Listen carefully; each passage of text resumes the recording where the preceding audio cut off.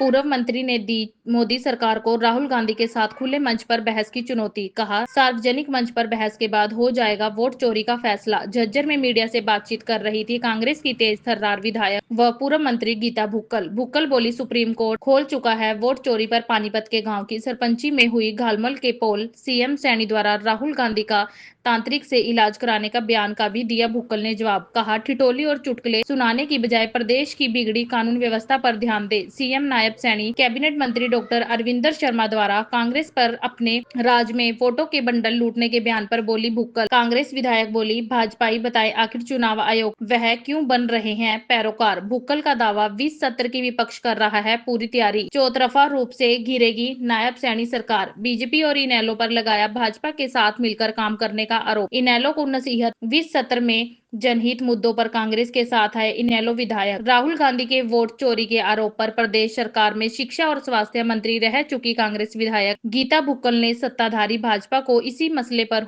राहुल गांधी के साथ सार्वजनिक मंचों पर खुली बहस की चुनौती दी है। भुक्कल ने कहा कि सार्वजनिक मंच पर एक तरफ राहुल गांधी बैठे और दूसरी तरफ प्रधानमंत्री नरेंद्र मोदी जी, उसके बाद वोट चोरी के आरोप पर खुली बहस हो तो दूध का दूध और पानी का पानी हो जाएगा। गीता भुक्कल झज्जर में अपने निवास स्थान पर पार्टी के स्थानीय कार्यकर्ताओं से मुलाकात करने के बाद मीडिया से बातचीत कर रही थी। कांग्रेस की तेज तर्रार नेता भुक्कल ने कहा कि राहुल गांधी के वोट चोरी करने के आरोप कितने सही हैं, इस बात पर मुहर स्वयं सुप्रीम कोर्ट पानीपत के गांव की सरपंची में ईवीएम मशीन में हुई घालमोल के उजागर कर लगा चुका है।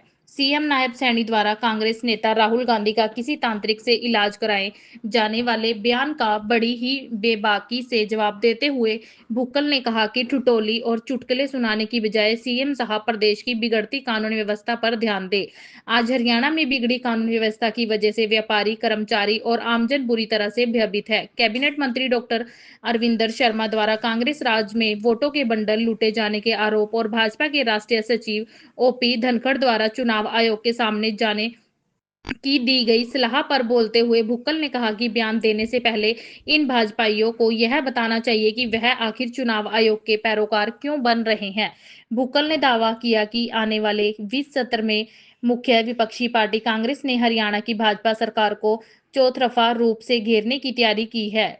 जेजेपी और इनेलो पर भुक्कल ने भाजपा के साथ मिलकर काम करने का आरोप लगाया। उन्होंने इनेलो को नसीहत देते हुए कहा कि यदि वह आम आदमी के हितों का इतना ही ध्यान रखती है तो उसे 20 सत्र के दौरान कांग्रेस के साथ मिलकर नायब सैनी सरकार को जनहित में मुद्दे पर घेरने का काम करना चाहिए। का कहना है कि अखबारों में हो हल्ला करने की बजाय वहाँ चुनाव आयोग के पास जाए, वो संवैधानिक संस्था है और वो सब वहाँ सबकी सुनवाई। ओम प्रकाश धनखड़ जी अखबार, टीवी, संसद कुछ नहीं देखते, पढ़ते हैं क्या? विपक्ष पूरा का पूरा 300 सांसदों से ज्यादा इलेक्शन कमीशन के ऑफिस में ज्ञापन देने के लिए जा रहा था और सरकार ने अपनी पावर्स का इस्तेमाल करते हुए बैरिकेड्स लगाकर पुलिस वहां पर लगा दी। अखिलेश यादव को आपने, जो कि पूर्व में मुख्यमंत्री रहे हैं, बैरिकेड से कूदना पड़ा। हमारे नेता राहुल गांधी जी, प्रियंका गांधी जी, हमारे खड़गे साहब जो हमारे राष्ट्रीय अध्यक्ष हैं, और सारा का सारा विपक्ष जा रहा था मिलने के लिए। इलेक्शन कमीशन ने उनसे बात क्यों नहीं की? क्यों इलेक्शन कमीशन ने सुनवाई नहीं की?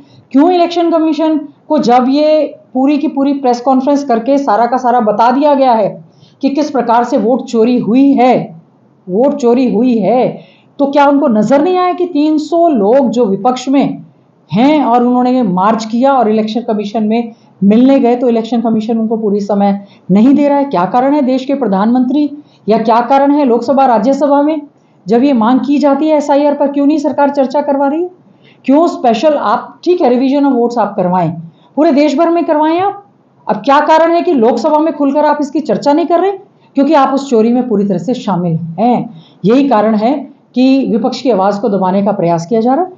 और लेकिन मैं धन्यवाद करूंगी, कहीं ना कहीं मीडिया भी जो है प्रेस कॉन्फ्रेंस करके मीडिया में आदरणीय राहुल गांधी जी ने पूरे प्रमाण, पूरे साक्ष्यों के साथ जो है अपने ये तथ्य रखे हैं। मैं उम्मीद करूंगी कि बीजेपी के नेता खुले मंच पर आए और बहस करने के लिए तैयार है। एक तरफ देश के प्रधानमंत्री आदरणीय नरेंद्र मोदी जी बैठे और एक तरफ हमारे नेता राहुल गांधी जी बैठे और ओपन बहस हो कि किसने चोरी की है कि नहीं की है।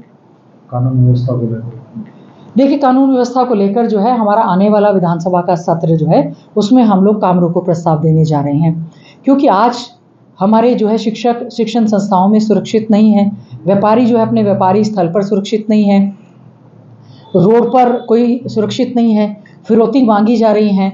एनसीआरबी के आंकड़े बताते हैं कि बढ़ता हुआ अपराध प्रदेश में एक बहुत बड़ा एक चिंता का विषय है। और सैनी साहब जो है ठिठोली में लगे हुए, चुटकुले में लगे हुए हैं। वो एक मुख्यमंत्री हैं और होम डिपार्टमेंट उनके पास है, वो होम मिनिस्टर भी हैं। कानून की पूरी तरह से जिम्मेवारी उनकी बनती है, तो कानून व्यवस्था को वो दुरुस्त करें। हम इसमें कोई राजनीति नहीं करना चाहते। आज कानून व्यवस्था की वजह से हमारे बहुत सारी इंडस्ट्रीज, फैक्ट्रीज जो हैं यहाँ से पलायन कर रही हैं। पूरी तरह से गुंडा राज चल रहा है, लोगों को रोज धमकियां मिल रही हैं, फिरौतियां मिल रही हैं। हमारे झज्जर में ही इतने ज़्यादा जो है इतने बड़े हादसे हुए हैं, तो उम्मीद करेंगे प्रदेश के मुख्यमंत्री हैं, अपनी पद की गरिमा को बनाकर अपने राजधर्म का वो पालन करने का काम करें। कि पीओके हर हालत में देश के अंदर शामिल होकर के रहेगा और मैं इसकी पूरी गारंटी देता हूँ जल्दी शामिल होने वाला है। इस बयान को किस रूप में देखते हैं? देखिए, मनोहर लाल खट्टर जी बहुत ही वरिष्ठ भारतीय जनता पार्टी के नेता भी हैं और केंद्र में मंत्री भी हैं। और अभी जो ऑपरेशन सिंदूर हुआ या जो पहलगाम की घटना हुई, जिससे सारा का सारा देश जो है दहल गया, जहां धर्म जाति बिरादरी के नाम पर एक जो जहर था, पूरा विपक्ष मजबूती के साथ भारतीय जनता पार्टी की केंद्र की सरकार के साथ खड़ा था। जिन हालातों में सीज फायर हुआ, आज भी देश जानना चाहता है कि क्या कारण है। क्या वाकई में ही अमेरिका देश के राष्ट्रपति डोनाल्ड ट्रंप ने ये बार बार 30 बार से ज़्यादा ये दावा किया है कि सीज फायर उन्होंने करवाने का काम किया है? सबसे पहली बात तो हम ये जानना चाहते हैं, पूरा देश जानना चाहता है, पूरा विपक्ष की बात नहीं, हर व्यक्ति जानना चाहता है कि अगर इतनी बड़ी बात थी तो युद्ध को विराम क्यों किया गया? उस समय करते युद्ध, लड़ाई लड़ते सारा देश एकजुट भारतीय जनता पार्टी के साथ, देश के आदरणीय प्रधानमंत्री नरेंद्र मोदी जी के साथ खड़ा था, तो उस समय युद्ध विराम क्यों किया गया? और आगे आने वाले समय में भी जो है, हम जब अगर चाहे वो हमारा पीओके की बात हो, जैसे कश्मीर में आज भी हालात कोई बहुत ज़्यादा अच्छे नहीं हैं, तो हम चाहते हैं तो सबसे पहले जो हमारा मौजूदा जम्मू कश्मीर जो है उसको पूर्ण राज्य का दर्जा मिले, उनको स्वायत्तता अच्छे ढंग से मिले, उनको काम करने की पूरी ताकत मिले। और उसके बाद जो पाक ऑक्युपाइड कश्मीर है उस पर भी हम चाहते हैं वो हमारे भारत देश का हिस्सा बने। लेकिन सरकार जो है केवल और केवल भाषणबाजी, केवल और केवल स्टेटमेंट, केवल और केवल बयानबाजी करने के लिए, जब हम मजबूती के साथ विपक्ष उनके साथ खड़ा है, कोई बहुत ज़्यादा मजबूती जो है सरकार ने नहीं दिखाई है। बाकी साथ में अपनी भारत देश की सेना को, जिन्होंने सेना ने पूरी तरह से पराक्रम दिखाते हुए पराक्रम दिखाया और उन्होंने जो ऑपरेशन सिंदूर करने का काम किया है, मैं हमारे देश की सेना को भी सलाम करती हूँ। कल 15 अगस्त का स्वतंत्रता दिवस का त्यौहार हमने बहुत ही अच्छे से धूमधाम से आज़ादी का पर्व जो मनाने का काम किया। हमारी जो भारत देश की सेना है वो बहुत मजबूत है, वो किसी का भी सामना करने के लिए पूरी तरह से सशक्त है और समर्थ भी है। सुनने चौटाला का बयान आया है, इनेलो की है वो, उन्होंने कहा कि बीजेपी और कांग्रेस ने मिलकर के विधानसभा चुनाव फ्रेंडली मैच खेला है। उसके बयान को इनेलो के बयान को किस रूप में देखते हैं? अब मैं इनेलो बयान को क्या कहूँ, एक दो विधायक हैं, उनके पूरी की पूरी पार्टी जो है बीजेपी के साथ, चाहे वो जजपा का जब हुआ, जजपा और बीजेपी के साथ मिलकर उन्होंने सरकार चलाने का काम किया, और लोकदल ने भी हमेशा कांग्रेस की खिलाफत और बीजेपी का साथ देने का काम किया है। तो इसमें फ्रेंडली मैच की क्या बात है? कांग्रेस पार्टी ने बहुत ही मजबूती के साथ चुनाव लड़ने का काम किया और उसमें जो भी तंत्र का इस्तेमाल हुआ, और अब तो मामला सुप्रीम कोर्ट तक गया हुआ है। इलेक्शन कमीशन ने जो है किसी प्रकार की कोई भी सुनवाई करने का काम नहीं किया। ईवीएम को लेकर भी पहले बहुत बड़ी जो है वो शिकायतें रही हैं। कोई बात नहीं, आज हम विपक्ष में हैं। एक मजबूत विपक्ष की भूमिका में कांग्रेस पार्टी आपको विधानसभा का आने वाला सत्र है उसमें नजर आएगी। और अच्छा हो कि हमारे जो दूसरे विपक्षी दल हैं वो भी विपक्ष की भूमिका अच्छे से निभाने का काम करें और बीजेपी पर पूरी तरह से अटैक करने का काम करें। राहुल गांधी जी बार बार वोट चोरी का आरोप लगा रहे हैं, लेकिन उधर सीएम साहब ने चुटकी ली है। उन्होंने कहा कि राहुल गांधी जी को किसी तांत्रिक के इलाज की जरूरत है। इस प्रकार का उनका बयान है। अब मैं मुख्यमंत्री जी पे क्या बोलूं? उनको अपने पद की गरिमा रखनी चाहिए, पद का मान सम्मान रखना चाहिए, अपनी भाषा पे संयंत्र रखना चाहिए। राहुल गांधी जी एक सांसद हैं, देश में लोकसभा में विपक्ष के वो नेता हैं जो कि संवैधानिक पद है, और एक संवैधानिक पद पर बैठे हुए एक व्यक्ति के बारे में इस तरह की भाषा जो प्रदेश के मुख्यमंत्री नायब सैनी जी बोल रहे हैं, मैं कड़े शब्दों में उसकी निंदा करती हूँ। उनको अपनी भाषा पर कंट्रोल रखना चाहिए। देश के प्रधानमंत्री जिन्होंने देश की शहादत दी उनके वो बेटे हैं और सांसद हैं, तो चुने हुए नुमाइंदों का क्या आप इस तरह से मजाक उड़ाएंगे?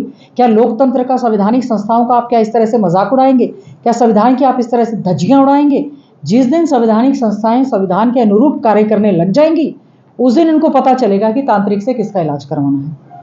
कैबिनेट मंत्री डॉक्टर अरविंद शर्मा जी, उन्होंने कहा कि वोट चोरी का आरोप वो लोग लगा रहे हैं, हरियाणा में भी और केंद्र में भी, जिन्होंने अपने राज्य में वोटों के बंडल लूटे हैं, और वो आज वोट चोरी का आरोप लगा रहे हैं। जब पिछली बार अरविंद शर्मा जी यहाँ से सांसद बने थे, जो पोस्टल बैलेट वोट्स थे उसकी बाद में गिनती हुई थी और उसके बाद वो यहाँ से सांसद घोषित हुए थे। मैं तो उम्मीद करती हूँ, और वैसे भी ये बीजेपी के जो हमारे नेता हैं, हमारे भाई हैं, वो लोग इलेक्शन कमीशन जो एक संवैधानिक संस्था है, ऑटोनोमस बॉडी है वो, उसको लेकर उनके वकील क्यों बने हुए हैं? उनके वकील क्यों हैं ये? क्या सुप्रीम कोर्ट का आपको फैसला याद नहीं है, जब चंडीगढ़ में मेयर का चुनाव था और उन्होंने कहा था कि डेमोक्रेसी मर्डर्ड, सुप्रीम कोर्ट के जज ने कहा था डेमोक्रेसी मर्डर्ड। और आज भी अगर कोई बात करनी है तो इलेक्शन कमीशन जो इंडिपेंडेंट ऑटोनोमस बॉडी है वो बात करें। बीजेपी के नेता, मुख्यमंत्री या बीजेपी क्यों लगी हुई है उनकी वकील बनकर? हमें उम्मीद है सुप्रीम कोर्ट ने जिस प्रकार से एसआईआर को लेकर जो फैसला दिया है, जो सुप्रीम कोर्ट ने छोटे से एक सरपंच का चुनाव, पानीपत का आपने देखा होगा, 2 साल के बाद ईवीएम, एक सिंगल ईवीएम की जब गिनती हुई, 52 वोटों से सरपंच जो है वो चुनाव घोषित किया।